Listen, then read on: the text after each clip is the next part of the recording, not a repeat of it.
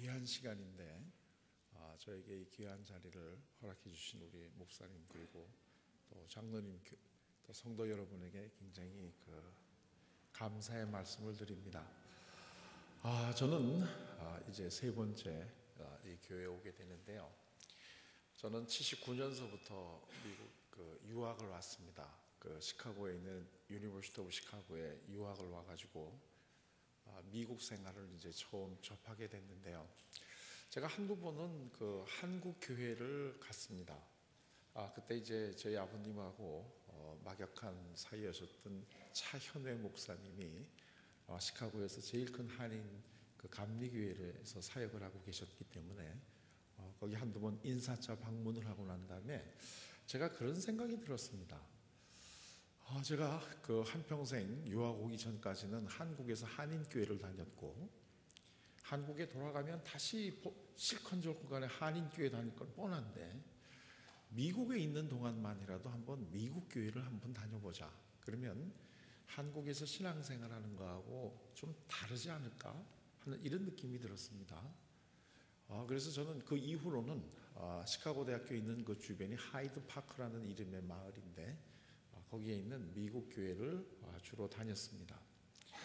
그리고 이제 다시 이제 유학을 끝내고 한국 가서는 물론 다시 한인 교회를 다녔습니다. 그런데 그러다 보니까 사실 7년 가까운 미국 생활을 하지만 미국 하면 제 머리에 떠오르는 이런 교회가 별로 없었습니다. 미국 교회를 다녔기 때문에. 그런데 이제는 제가 미국 하게 되면 떠오르는 제 모교회가 하나 생겼습니다. 그게 남부 플로리다 한인연합 감리교회입니다. 진짜입니다. 저는 이게 지금 세 번째 오는데 세 번째 이렇게 불러주시는 교회가 없습니다. 근데 이제 여기 와보면 이제 목사님뿐만 아니라 우리 장로님들 그리고 많은 분들이 정말 따뜻하게 맞아주셔가지고 이제 제가 한국 돌아가서 다시 미국을 생각할 때는 제일 먼저 떠오르는 곳 중에 하나가 이 남부 플로리다 연합 감리교회입니다. 고맙습니다. 저한테 이렇게 좋은 모교회를 하나 만들어 주셔서.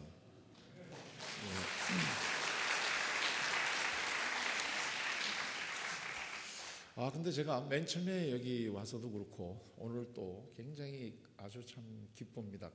여러 가지 이유 중에 하나는 찬양을 참 즐겁게 시작을 하면서 예배를 드린다는 게 저는 이게 참 좋습니다. 이 한국의 교회는 너무나 우리가 경건하게 신령하게 예배 드린다는 것을 아주 무거운 분위기 속에서 까만 양복을 입고 교회 생활이 오래되면 될수록 장로님들은 성경책 자꾸 무거운 거 들고 다니셔야 되고 이런 어떤 이 잘못된 이런 겉으로 드러나는 이런 모습이 너무나 강하기 때문에 예배를 갖다 이렇게 즐겁고 기쁘게 드려야 된다는 이런 생각을 아직은 잘 못하는 것 같습니다. 그게 굉장히 아쉬웠는데요. 그걸 왜 그러냐면 사실 여기 지금 오늘 우리 목사님이 가운데서 우리 목사님이 예배 시간에 청바지 입고 하시네. 우리 사모님은 한국 가셔가지고 빨래 못했다고 그래도 그렇지.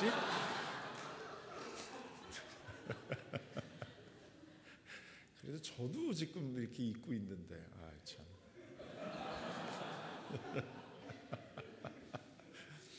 근데 목사님이 가운데서 기타 치시고 또 우리 찬양을 리드하시는 분들 아주 기쁘게 하시는 걸 보고 그렇지 예배는 이렇게 기쁘게 드려야 되지 이런 생각이 많이 들었어요. 근데 제가 70년대 대학을 들어간 70학번입니다. 근데 우리나라에서는 기타를 치면서 교회에서 복음성가를 불렀던 제 1세대입니다. 제가. 그러니까 지금 이제 한국에서는 트윈 폴리오로 많이 알려진 윤영주 장로님이 제 중학교 2년 선배고요. 양희은 씨나 이런 사람들이 저하고 동기입니다. 그리고 혹시 아실지 모르겠는데 옛날에 한국에 바블검스라고 남자하고 여자하고 듀엣이 있었습니다. 엄마는 아빠를 좋아해 이런 노래 불렀던 친구가 있는데 그 남자가 이규대라는 친구인데 걔는 저하고 주일학교 같이 다니던 친구입니다. 그래서 이제 제가 이 기타를 치면서 교회에서 복음성가를 부른 1세대인데 그때는 목사님들이 어떻게 이 대학생부에서 기타 치면서 복음성가 부르는 걸 아시는지 그냥 쏜사같이 내려오셔가지고 마귀의 새끼들이 교회에서 기타 치고 노래한다고 기타 막 이렇게 뺏어 가지고 기타 푸시고 막 멱살 잡혀 끌려 나가고 막 그러던 때였습니다. 저도 굉장히 그 순교의 고난을 당해봤던 기억이 있는데 근데 그때는 뭐 그렇게 굉장히 대단한 노래 한 것도 아니에요. 그때 우리가 많이 불렀던 게 순례자의 노래라는 노래입니다. 저 멀리 보는 나의 고향집 그리운지 뭐 하나님의 집 이러면서 이제 이랬던 노래인데 그걸 그때 목사님들은 그렇게 별로 그렇게 썩 좋아하시지 않으셨어요. 그래서 이제 그걸 못하게 하고 막 그랬는데 그리고 이제 제가 다시 이제 그 미국에 왔다가 다시 이제 그 유학을 끝내고 이제 원래 저희 모교회가 이제 시온 감리교회인데요. 거기 다시 돌아갔는데 제가 놀랐습니다. 그때 이제 젊은 교육 전도사님이 한 분 오셨는데 이분이 교회 어른들한테 부탁을 해가지고 이 밴드를 갖다 이렇게 해가지고 젊은 애들을 대상으로 이렇게 밴드 이 노래를 하면서 이렇게 하는데 우리 그 교회를 아주 발칵 뒤집어 놨습니다. 저희 교회는 얼마나 그 보수적이고 전통을 강조하는 교회냐면 지금도 7월달, 8월달에는 냉면을 교회에서 다 줍니다. 왜냐하면 저희 그 교회가 평양에서 피난 나오신 분들이 주축이 돼가지고 세운 교회이기 때문에 평양하면 냉면이잖아요. 그래가지고 지금도 7월에서 9월, 8월 2달 동안은 평양식의 그 물냉면을 해서 전교인이 합니다. 아주 젊은 애들이 죽으려고 그럽니다. 그래도 뭐 지금도 아주 뭐 어른들이 빨리 냉면 먹자 막 이러면서 그런 교회에서 막 밴드하고 막 이랬던 그런 아주 새로운 바람을 일으켰던 전도사님이 계신다 그래가지고 참 놀랐는데 그분이 저분입니다. 그래서 내 그때부터도 큰 일례일 줄 알았습니다. 근데 역시 아주 은혜스럽게 이 찬양으로 예배를 시작하라는 걸 보고 참 기쁘다 하는 이런 생각이 들었습니다. 참 기쁘게 예배 드리는 게 좋지 않아요? 네. 무거울 건 뭐 있습니까? 기쁘게 하나님은 우리가 기쁘게 사시는 것을 굉장히 좋아하실 것 같아요. 근데 제가 일부에 우리가 그 신앙이 좀 더 성숙해지는 건 어떤 거냐 이런 얘기를 했는데 2부 예배는 건강한 신앙은 뭔가 하는 걸 좀 다시 한번 이야기를 드리도록 하겠습니다. 제가 공부하는 것 중에 하나가 제 기독교 신앙하고 제가 공부하는 심리학하고 결합을 하는 분야가 종교심리학이라는 분야입니다. 그래서 제가 이제 지난 학기에는 우리 대학원에서 종교심리학을 한 학기 강의를 했습니다. 근데 이제 종교심리학이 하면서 이제 종교심리학자들이 풀지 못하는 아주 굉장히 그 패러독스가 있습니다. 그거는 뭐냐면 교회를 다니시는 분들이 과연 인간적으로 더 성숙해졌을까? 그러니까 교회를 다니면서 인간적으로 더 성숙해지는가 아닌가? 이제 이 문제인데요. 결론은 교회 다니시는 분들이 교회 안 다니시는 분보다 더 인간적으로 성숙하지 않다는 겁니다. 그리고 그러면 교회를 오래 다니시면 좀 성숙해지시나? 하고 연구를 해봤더니 교회를 얼마나 오래 나오셨는지 교회에서 어떤 직분을 맡고 계시는지 이거는 전혀 관계가 없는 거예요. 그렇다면 도대체가 우리가 이 땅에서 교회를 다니면서 신앙생활을 한다는 것이 과연 무엇을 의미할까 하는 이 점이 이제 그 종교심리학을 공부하는 사람들이 굉장히 관심 가지고 있는 아주 큰 숙제 중에 하나입니다. 그래서 이걸 갖다가 뭐라고 부르느냐 하면 그랜드 패러독스 이렇게 부릅니다. 그러니까 종교를 믿고 신앙생활을 열심히 하시면 인간적으로도 성숙해가지고 세상 사람들에게도 본을 끼치는, 그래서 저분 참 저런 식으로 살 수 있다면 나도 교회를 다니고 싶다, 이제 이런 느낌이 들 수 있게끔 성숙한 삶을 사시는가 하고 보면 그렇지 않다는 거죠. 이게 이제 그랜드 패러독스입니다. 사실 예수님은 우리에게 항상 이 땅에 살면서도 성숙한 삶을 살아라 이런 말씀을 하셨는데 우리는 과연 그렇게 사느냐 하면 그렇지 않다는 거죠. 그리고 이게 과연 뭐냐, 이게 왜 그러냐 하는 것을 이제 종교심리학은 연구를 합니다. 여러 가지 이제 이유를 우리가 찾아내고 있는데 그 중에 한 가지 이유는 오늘 일부 예배 때 제가 이야기를 했습니다. 그래서 똑같은 거는 다시 저는 리바이벌을 안 합니다. 그래서 이제 오늘 2부 예배에는 같은 주제지만 조금 더 다른 방법으로 그게 왜 그럴까 하는 것을 생각해보는 시간을 갖도록 하겠습니다. 이런 연구를 한 그 아주 유명한 분이 올포트라고 하는 아주 유명한 하버드 대학교의 심리학자입니다. 이분이 이 연구를 하면서 아주 놀랐습니다.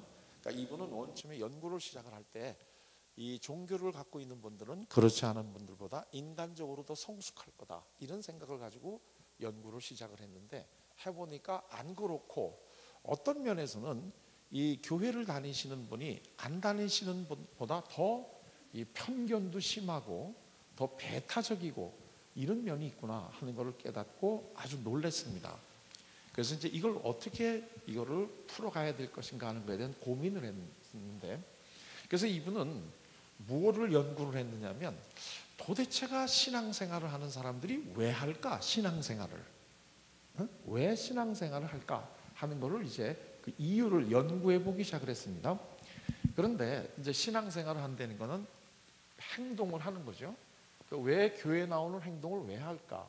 왜 종교를 가질까? 하여튼 이는 신앙생활하는 행동을 하게 되는데, 보통 심리학에서는 행동을 하게 되는 마음속에 원인이 있는데 그걸 동기다 이렇게 부릅니다.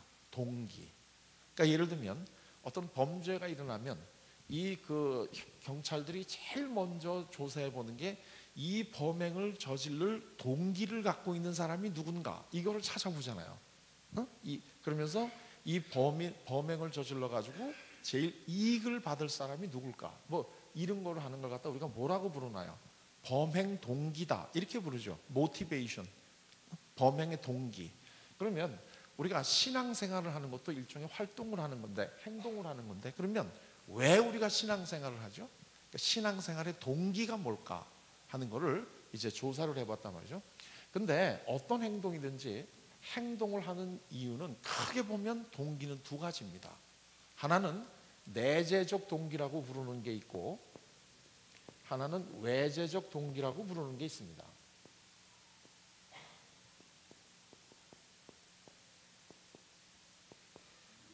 내재적 동기, 외재적 동기가 있는데, 외재적 동기는 뭘 외재적 동기라고 부르느냐면, 이 행동을 하는 것을 통해서 외부적인 어떤 보상을 얻거나 아니면 처벌을 피하려고 하는 행동은 외재적 동기에 의한 행동입니다.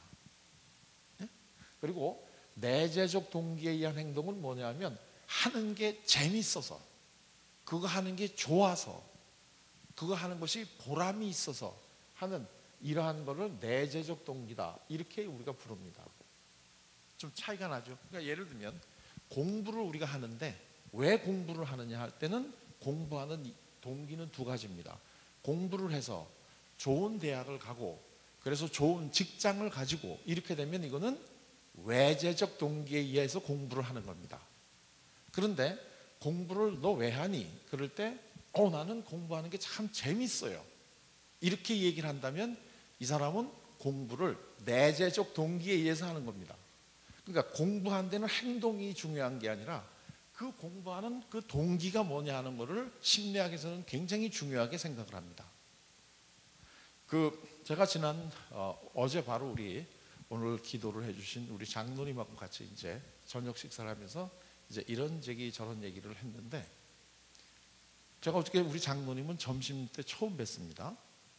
그리고 이제 같이 장로님이 커피 사업을 하신다 그래가지고 저도 커피를 굉장히 좋아하기 때문에 언제 커피 얘기하면 참 얘기할 게 많겠다 이런 느낌이 들고 저는 밖으로 나왔는데, 그리고 얘기하다가 보니까 저분이 태권도를 하신 분이래요. 그래서 제가 그 자리에서 안 까불고 나온 게 진짜 다행이다, 큰일 날 뻔했다, 이런 느낌이 들었어요. 나도 한국에 가야 됩니다. 할 거 많은 사람입니다. 보기는 이래도. 그랬는데 어저께 이제 저녁을 먹으면서 마침 그래서 어떻게 그렇게 운동을 하시게 됐습니까? 그랬더니 딱 저분이 하시는 말씀이 뭐냐면, 그렇게 재미있었대요. 그게 그렇게 좋았대요. 이게 지금 무슨 동기인가요? 내재적 동기입니다. 이거는 누가 하라 그러든가 그걸 하면 어떻게 된다든가 이런 어떤 외부적인 보상이나 처벌을 내가 얻고자 하는 게 아니라 그냥 하는 게 좋은 거예요. 그래서 누가 하라고 안 그래도, 어떻게 보면 하지 말라 그래도 계속 하게 되는 거예요.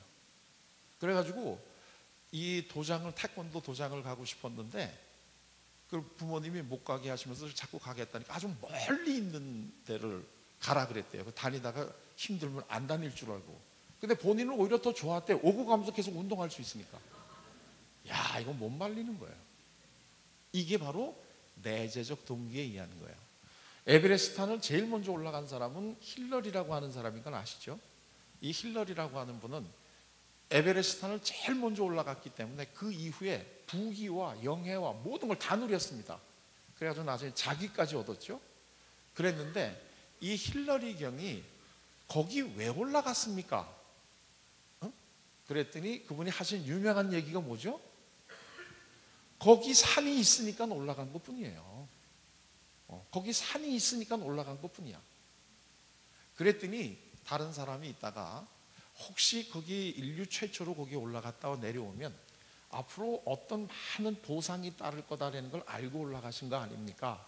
그렇게 얘기를 했더니 이분이 하신 말씀이 여기 올라갔다 내려오면 많은 보상이 따를 거다라는 걸 알고 그것 때문에 내가 올라갔더라면 나는 절대로 못 올라갔다는 거예요. 하도 그게 올라갔다 내려오는 게 너무나 힘든 일이기 때문에 차라리 내가 그러면 그거 포기하고 안 하면 말지, 내가 이거 뭐 때문에 이거 죽음을 목숨을 담보로 여기 올라갔다 안 한다는 거예요. 다만 거기 산이 있기 때문에 내가 올라간 것뿐이다, 이렇게 얘기하신 거예요. 이게 다 내재적 동기입니다. 이게 다 내재적 동기예요. 자, 신앙생활을 왜 하시나요? 우리가 교회 나와서 신앙생활하는 이유가 뭘까요? 자, 그런데 이러면 이제 외재적 동기로 한다는 건 보상이나 처벌인 거죠. 지금 다 아시겠지만 한국의 학생들은 대학을 가기 위해 가지고 엄청나게 노력을 많이 합니다. 이 미국 프로 중에 빌리브 오어 낫이라는 프로가 있는데요. 그게 이렇게 우리가 상식적으로 생각하면 이해 안 되는 이런 일들을 텔레비에서 보여주고 난 다음에 마지막에 빌리브 오어 낫 이렇게 끝나는 프로입니다. 네가 믿거나 말거나 네 마음대로 해라. 그러니까 되게 못 믿을 내용이 나오겠죠. 그게 빌리브 오어 낫이 되려면. 그랬는데 거기에 우리 고등학교 3학년 학생의 하루 일과가 나왔다는 거 아니에요. 우리 서울에. 그래가지고 얘네들이 해가 다 뜨기도 전에 어두컴컴한 새벽에 한 손에는 가방을 들고 한 손에는 도시락 2개를 들고 집을 나설 때부터 시작을 해가지고 다시 밤에 집에 돌아올 때 하루 종일 일과를 다큐멘터리로 찍어가지고 보내준 거예요. 지금 우리가 참 한국이 이 기적 같은 일을 많이 벌리고 있는 나라인데요. 수학에 0이라는 숫자가 있습니다. 0이라는 숫자는 실체가 없는 숫자가 0입니다. 그런데 우리나라에는요, 영교시가 있습니다. 영교시. 근데 진짜 놀라는 게 뭔지 아십니까? 그 영교시가 자율학습이야. 애들이 자율적으로 합니다. 이름이. 그리고 5시까지 학교에서 공부하고 난 다음에 얘네들이 집에 안 가고 10시까지 학교에서 공부를 또 합니다. 그것도 자율학습입니다. 자율적으로 합니다. 그리고 그럼 얘네들이 그 다음에 집에 가느냐? 안 갑니다. 자율적으로 학원에 갑니다. 그래가지고 새벽 2시까지 학원에서 공부를 또 하고 완전히 파김치가 돼가지고 집에를 새벽 2시쯤에 들어갑니다. 이 모든 과정을 쭉 이걸 다큐멘터리로 한 다음에 마지막에는 한국에는 3당 4락이라는 얘기가 있는데 아시죠? 하루에 3시간 자면 대학에 붙고 4시간 자면 대학에 떨어진다. 빌리브 오어 낫 이러고 프로가 끝났습니다. 이게 지금 우리 한국의 고3 학생들의 하루 일과입니다. 그런데 들리는 소문에 의하면 2탄을 준비하고 있답니다. 그게 뭐냐면 그렇게 어렵게 대학을 들어간 다음에 어떻게 그렇게 공부 안 하고 놀 수 있는지 이게 신기해가지고 2탄이 나온답니다. 이거는 나오면 안 되겠죠. 그런데 되게 다 아시겠지만 한국은요, 가가지고 어느 도시들 가든지 간에 제일 싸게 제일 재미있게 놀으려면 대학교 앞으로 가면 됩니다. 대학교 앞으로 가면 싸고 재미있게 놀 수 있는 모든 게 다 돼 있습니다. 왜? 대학생들이 그걸 좋아하니까. 그래가지고 뭐 그런 얘기 하지 않습니까? 2대 앞에 책방은 점점 없어지고 양장점하고 뭐 이거는 늘어난다. 되게 이렇게 얘기를 한단 말이에요. 그러면 한국에 그렇게 힘들게 대학을 들어간 애들이 대학에 들어가서는 왜 공부를 안 할까요? 이게 많은 분들이 그게 굉장히 풀기 어려운 수수께끼입니다. 근데 오늘 아주 일목요연하게 이제 이해하실 수 있습니다. 고등학교 3학년 학생들이 공부하는 동기가 뭡니까? 대학을 가기 위해서 공부하지 않나요? 그러면 대학을 갔습니다. 근데 공부할 이유가 뭐가 있죠? 그러니까 안 하는 겁니다. 왜냐하면 대학을 갔어요 이미.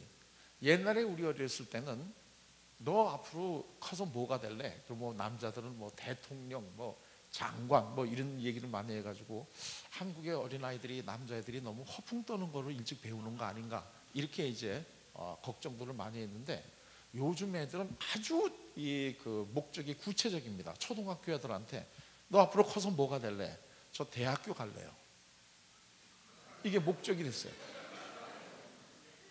그러니까 우리나라가 얼마나 좋은 나라냐면 20 전의 삶의 목표를 이루는 나라야. 그리고 삶의 목표를 이미 이뤘으니까 더 이상 대학에 와서 공부할 동기가 없어진 거예요. 그러고 나면 놀아요 이제. 놀다가 남자 같으면 군대를 갔다 와야 되니까 한 2년 놀다가 약간 지칠만 하면 군대를 가요. 그래서 군대 갔다 온 다음에 그때부터 공부합니다. 왜? 취직해야 되니까. 그리고 공부해서 취직을 합니다. 안 해요. 취직했는데 왜 해야죠? 그러다 또 합니다. 언제 해요? 승진시험 봐야 되니까. 그러니까 승진시험 볼 때 또 합니다. 그러다가 나중에 승진 안 해? 그러면 그 다음에 공부서 놓는 거예요. 공부하게 되면 지겨운 생각밖에 없어요. 우리 그 큰아들이 저한테 우리 큰아들이 삼수를 하고 대학을 들어갔습니다. 근데 거기 또 얘기하려면 이 새끼 때문에 내가 속상하고 얘기하면 근데 하여튼 그랬습니다. 근데 얘가 삼수를 하면서 저한테 항상 한 얘기가 뭐냐면 아버지 왜? 제가 대학에 들어가는 그날로 모든 책을 갖다 전부 다 불살릴 테니까 말리지 마십시오. 나 절대 안 말린다. 그날이 빨리 오기 바란다. 그게 지금 무슨 표현입니까? 지겨운 거예요. 이게 내가 대학을 가기 위해서 공부를 하니까 이게 아주 지겨운 거예요. 그리고 대학을 가니까 당연히 공부 안 하죠. 제 아버지가 대학교 명색이 교수인데 이 새끼가 대학교 들어가가지고 공부 안 해가지고 제적을 당했어요. 나 이거 눈물 없으면 얘기 못해요. 내가 길어 얘기. 하여튼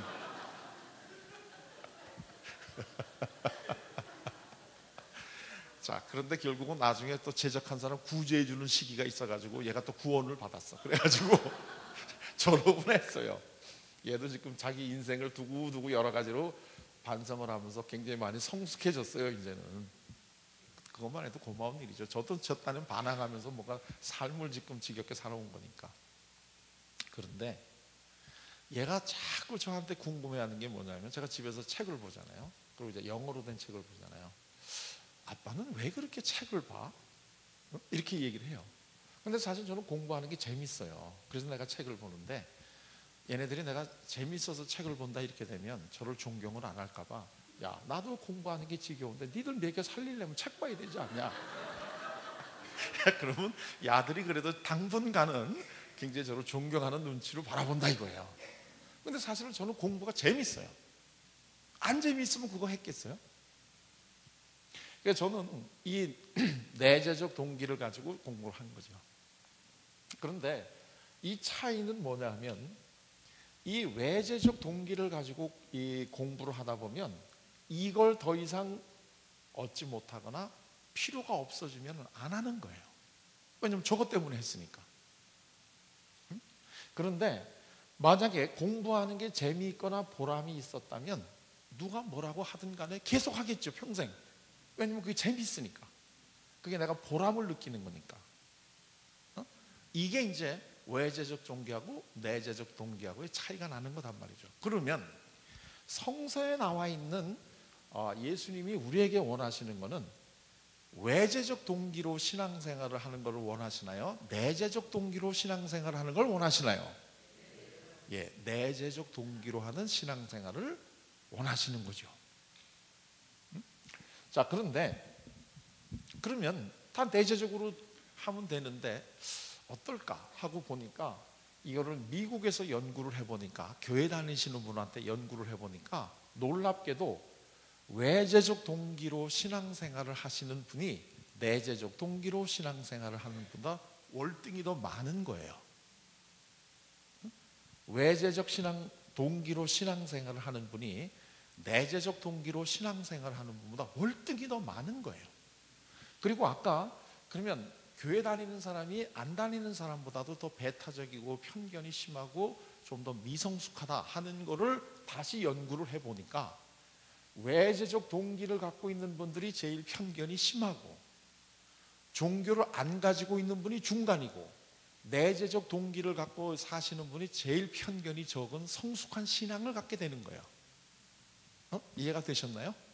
이분들이 제일 미성숙하고, 요분이 중간이고, 교회 안 다니는 사람이 내재적 동기를 갖고 사는 분들이 제일 성숙한 신앙을 갖고 있는데, 전체적으로 볼 때 교회를 다니시는 분이 더 편견이 심한 거로 나타나는 이유는 이분들의 숫자가 많기 때문에, 이거를 한꺼번에 묶어놓으면 이분들의 숫자가 많기 때문에 교회를 안 다니는 사람보다 더 편견이 많은 거로 드러나는구나 하는 거를 깨달았다 이거죠. 그러면 이제 여기서 믿은 분을 일로 보내는 게 기독교 교육과 우리 신앙생활의 목적이 되겠죠. 그러면 과연 그러냐? 이제 이게 굉장히 이제 딜레마라는 거죠. 자, 아주 중요한, 그러면 이 종교라고 하는 게 우리에게요, 기본적으로 인간에게는 종교가 외재적 동기에 의한 행동일까요? 내재적 동기에 의한 행동일까요? 종교 자체는 이거는 본질적으로 내재적 동기에 의한 행동입니다. 그 얘기는 뭐냐면, 인간은 인간으로 태어나는 그 순간부터 종교적이라는 뜻입니다. 인간은 인간으로 태어난 그 순간에 종교적이에요. 예를 들게 되면 인간하고 제일 가까운 모습으로 살아가는 게 영장류입니다. 영장류라는 게 고릴라, 우랑우탄, 이제 얘네들이 인간하고 아주 유사한 모습으로 살아갑니다. 그런데 얘네들이 조사를 해보니까 DNA는 한 1.8%밖에는 인간하고 다르지 않다는 거잖아요. 그런데 아무리 고릴라나 우랑우탄이 인간하고 유사한 삶을 산다고 하더라도 얘네들에게 없는 거, 그러나 모든 인간은 다 가지고 있는 거, 그게 뭐냐면 종교입니다. 그러니까 아무리 인간하고 똑같고 지능이 발달된 영장류라도 얘네들은 종교적 행위를 안 합니다. 그런데 인간들은 비록 원시적인 삶을 살아가는 이러한 원시 부족이라고 하더라도 나름대로의 종교는 다 가지고 있습니다. 그게 뭘 의미하느냐 하면, 인간은 본질적으로 종교적인 인간이다 이런 뜻입니다. 인간이 인간이라는 소위 자체가 종교를 갖고 있다는 뜻입니다. 소양이. 그러니까 우리가 지나가다가 어떤 분에게 종교가 뭐냐 이렇게 얘기할 때, 나는 종교가 없다 이렇게 얘기한다면 이분은 지금 무슨 소리 하는지 모르고 있는 거예요. 이 얘기는 뭐냐면 나는 인간이 아니다 그 뜻이야. 이 본인들은 지금 무슨 얘기하고 있는지 몰라요 지금. 물론 이분들 얘기는 기독교라든가 이런 어떤 제도화된 이러한 종교적인 교리를 내가 안 따른다 이 얘기잖아요. 하지만 이 사람들은 나름대로 자기가 믿을 거 뭐 하나를 다 만들고 그걸 믿습니다. 이걸 우리가 우상이라고 부르는 겁니다. 그러니까 좋은 제대로 된 정말 종교를 가지느냐 아니면 우상을 믿느냐 둘 중에 하나지, 인간은 종교는 안 가질 수가 없는 겁니다. 그 중에 또 하나가 아주 인간이 본질적인 또 하나의 행동이 공부하는 겁니다. 공부하는 거. 인간은 공부를 하는 걸 좋아하고 인간 외의 다른 동물들은 공부를 안 합니다. 그러니까 예를 들어 문화가 없죠. 이렇게. 그런데 이제 아주 중요한 이제 이게 있으니까 이거는 굉장히 잘 들으셔야 됩니다. 원숭이가 원래 원숭이도 이 퍼즐을 푸는 거를 좋아합니다. 얘네들이 호기심이 있어요, 원숭이가. 그래서 이제 원숭이한테 퍼즐을 주면 퍼즐을 다 풉니다. 풀고 난 다음에 다른 거 또 달라고 그래요. 다른 거 또 풀고 싶으니까. 그럼 이제 퍼즐을 또 줍니다. 그럼 또 풀어요. 그래서 이제 원숭이한테 이제 퍼즐을 이제 주면은 얘네들이 퍼즐을 열심히 풉니다. 근데 이 퍼즐을 풀던 원숭이한테요, 어느 정도 지난 다음에 이번에는 퍼즐만 주는 게 아니라 여기다가 바나나를 하나씩 더 줍니다. 풀면. 아까하고 좀 뭐가 달라졌는가 아시겠어요? 퍼즐도 주면서 바나나도 준다. 그러면 얘네들이 더 열심히 풉니다. 왜냐하면 야 이거 웬 바나나? 막 바나나까지 먹으니까. 퍼즐을 옛날에는 퍼즐만 푸는 것도 재밌어서 했는데 바나나까지 주니까 이제는 더 열심히 풉니다. 그러다가 어느 정도 지난 다음에는 다시 이 원숭이한테 퍼즐만 주고 바나나를 안 줍니다. 그러면 이 원숭이가 퍼즐을 풀까요? 안 풀까요? 이미 오랫동안의 학창시절에 정답을 찍어내는 눈치는 더 발달됐어요. 그러니까 이게 정답이 뭘까 하는 거는 눈치를 찍었어 지금. 그러면 제대로 아느냐 못하느냐는 건 왜 그렇죠?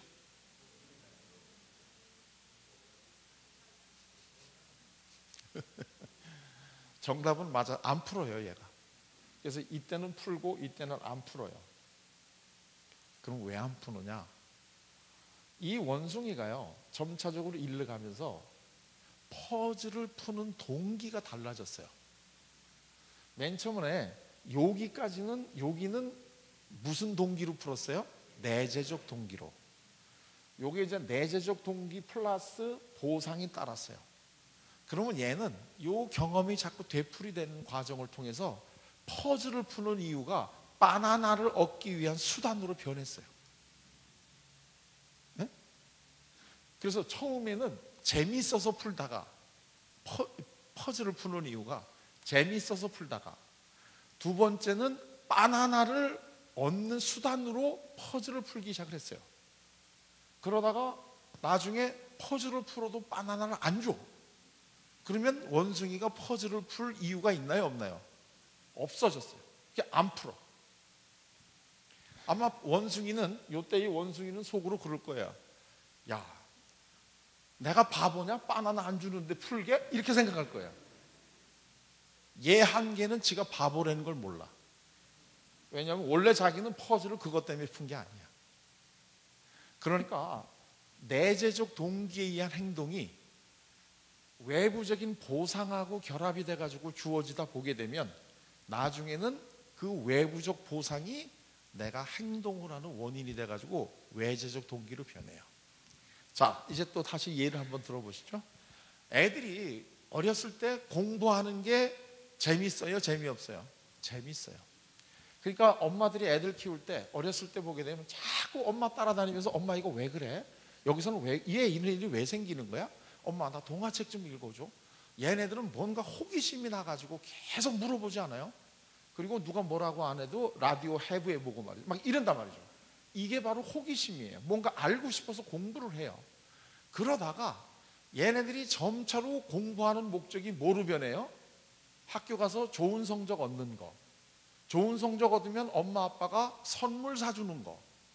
이런 걸로 자꾸 이게 결합이 돼버리게 되면 얘는 나중에 공부하는 이유가 뭘로 변해요? 외부적인 보상을 얻는 거로 공부의 목적이 변해버려요. 그러면 보상을 안 주면 어떻게 돼요? 안 하지. 왜 지금 이제 집에 자녀들이 공부 안 하는지 아시겠어요? 얼마나 중요한 거를 배려놨는지 아시겠어요? 이 외부적인 보상을 줘버릇해가지고. 그래서 진짜 내가 공부하는 게 재밌는데 이제는 공부가 재미없어지고 하나의 수단으로 변했어요. 그러니까 이제 그걸 안 준다 그러면 안 해. 야, 너 공부 열심히 해야지 좋은 대학교 갈 거 아니겠느냐? 나 좋은 대학 안 갈래. 그럼 공부할 이유 없어졌어요. 너 좋은 대학교 나와야지 예쁜 부인 얻을 거 아니냐? 나 예쁜 부인 싫어. 그럼 안 해. 그럴 때는 뭘 가지고 공부해야 된다고 그러겠어요? 한번 우리 삶을 이렇게 한번 돌아보시죠. 내가 뭘 하면 좋을까? 이게 가장 대표적인 게 뭔지 아십니까? 돈 버는 이유입니다. 돈 버는 이유. 이 중년이 되게 되면 이제 자녀들을 키우고 난 다음에 나도 뭔가 좀 하고 싶다 하는 이런 느낌을 많은 이제 중년 이후의 여성들이 가집니다. 그러면 제가 이제 그런 얘기를 합니다. 우리 사회는 중년의 여성들이 해야 될 일이 참 많습니다. 그거 하시면서 일하시면 됩니다. 그럼 제일 먼저 물어보는 게 뭐냐면 돈 얼마나 주는데요? 돈 안 줍니다. 자원봉사 하셔야 됩니다. 그러면 화를 냅니다. 나를 뭘로 버는데 돈도 안 주는데 일 시키는 거예요. 그러면서 자기 인생이 보람이 없대요. 우리는 일을 하고 봉사할 때 보람을 느끼는 겁니다. 그런데 일을 안 하니까 인생이 허무하다고 그러면서 돈 안 주면 일을 안 해. 그거는 왜 그러냐면 일이라는 것이 돈을 받는 수단으로 전락을 했기 때문에 그렇습니다. 결국 목적과 수단이 바뀐 거죠. 그러니까 일을 안 하면서 본인은 인생이 재미없다 이렇게 얘기하는 거예요. 그리고 돈을 안 받는 일은 안 해. 왜냐하면 일은 돈 받는 거니까. 이게 지금 얼마나 우리가 참 무섭게 변했는지 아시겠습니까? 이런 식으로 우리 삶이 살아가지니까 우리는 점차적으로 그 모든 우리들의 진짜 본질적인 인간다운 삶이 전부 다 어떤 보상을 얻기 위한 수단으로 우리가 자꾸 만들어 갑니다. 사실 종교 생활을 한다는 것은 뭐냐 하면 그거를 원래 다시 본질로 돌려가는 과정을 하라고 자꾸 목사님들이 말씀을 하시는 겁니다. 그게 중요한 게 아니다 이거예요. 그게 중요한 게 아니야. 우리 인간은 기본적으로 하나님하고 관계를 맺지 않으면 살 수 없는 존재다. 그게 인간적인 소위야. 그렇기 때문에 서당계 3년이 풍월할 줄은 모르겠지만 서당계 10년이 기도는 안 한다 이거예요. 얘네들은 하나님하고의 관계를 맺어야지 내 존재가 완전하게 이루어진다는 걸 모르는 존재니까 야들은 기도를 안 하는 거예요. 근데 인간은 본질적으로 절대자하고의 관계를 맺지 않으면 제대로 인간다운 삶을 영위할 수 없는 존재예요. 그런데 이거를 자꾸 그 종교를 가지면 보상을 얻을 거다라고 스스로 생각을 한단 말이죠.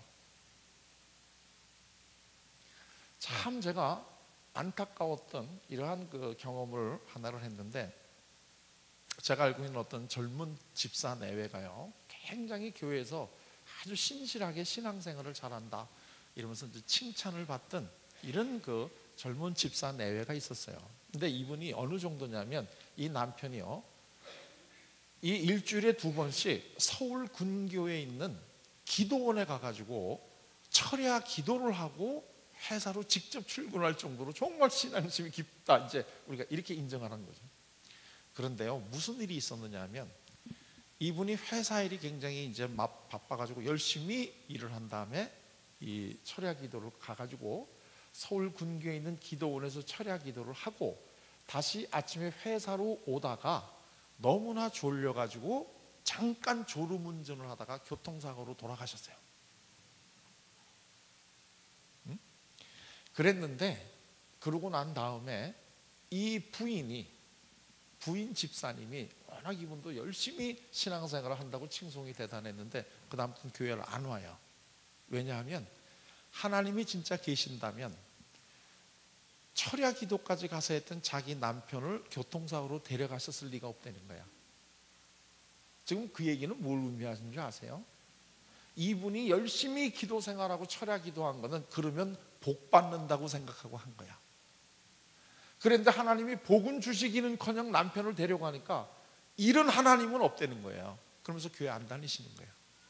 이분은 신앙생활을 깊게 했는지는 몰라요. 겉으로 보기에는. 하지만 이분의 신앙생활은 외재적 동기에 의해서 한 신앙생활이에요.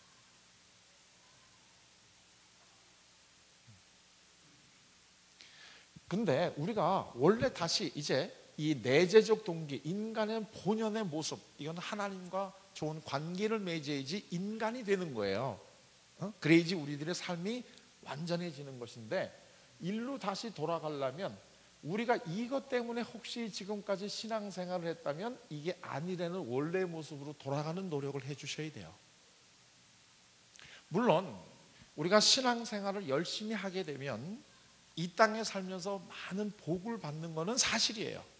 하지만 신앙생활을 안 하면서도 이 땅에서 우리가 생각하는 물질적인 복 받는 사람은 많아요.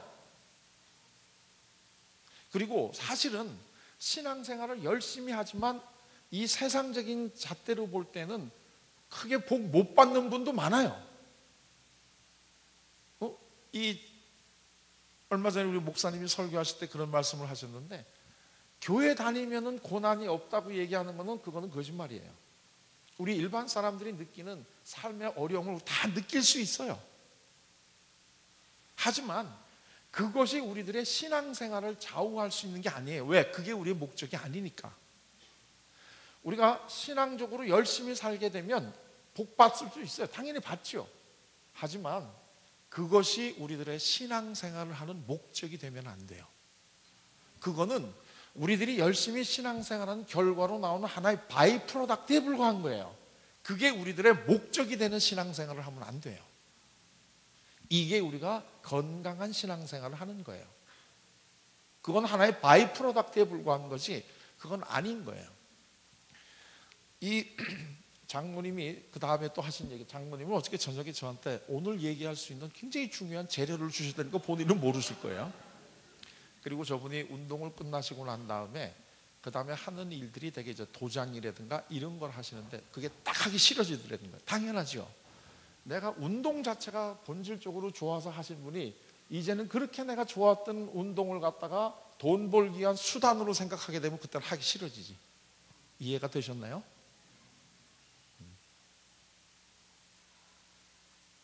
이게 바로 우리가 어떤 행동이 내재적 동기에 의해서 이루어지는지 아니면 외재적 동기에 의해서 이루어지는지 이 차이가 바로 여기 있는 거예요. 그리고 이렇게 되면 그 다음에는 이거하고는 아무런 관계없이 우리는 이건 자동적으로 이 생활을 하게 돼요. 그래서 이걸 갖다가 영어로 얘기하면 오토텔릭이다. 오토는 자동이고 텔릭이라는 건 목적이에요. 그러니까 재미 자체가 목적이니까 그냥 계속해서 이 행동을 계속 하게 되는 거예요. 누가 하라고 그러나 안 하라고 관계없이. 그러니까 사실은 우리가 교회 나오고 성경 읽고 신앙생활할 이 모든 것들이 오토텔릭이 돼야 돼요. 그 자체로 즐겁고 그 자체로 기쁘고 그 자체로 보람이 있어야지 그것이 어떤 세속적인 세상적인 무엇을 얻기 위한 도구로 변하면 안 돼요.